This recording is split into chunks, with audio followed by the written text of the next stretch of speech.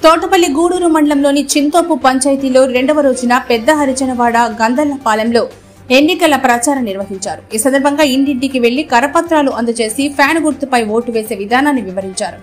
ఈ సందర్భంగా సర్పంచ్ లేబూరు మల్లికార్జున మాట్లాడుతూ మా పంచాయతీలో 1,50,00,000 రూపాయలతో ఎన్నో అభివృద్ధి కార్యక్రమాలు నిర్వహించామని 13వ తేదీ జరగబోయే ఎన్నికల్లో ఫ్యాన్ గుర్తుపై ఓట్లు వేసి అత్యధిక మెజార్టీతో గెలిపించాలని, గోవర్ధన్ రెడ్డి గెలిస్తే మనం రాబోయే రోజుల్లో మరెన్నో అభివృద్ధి కార్యక్రమాలను చేసుకోవచ్చని ఆయన అన్నారు.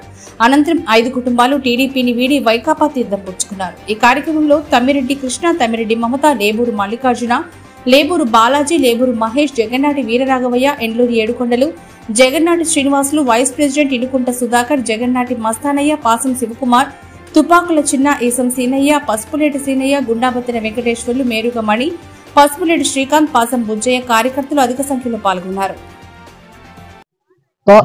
తోటపల్లి గూడూరు మండలం చింతోపు గ్రామం రెండో రోజు ప్రచారం చేస్తున్నాము. ఈ రోజు పెద్దర్జనవాడ, గందల్లపాలెం, తుమ్ములమిట్ట, చింతోపుకి 1.5 కోటి వర్కులు చేస్తున్నాము.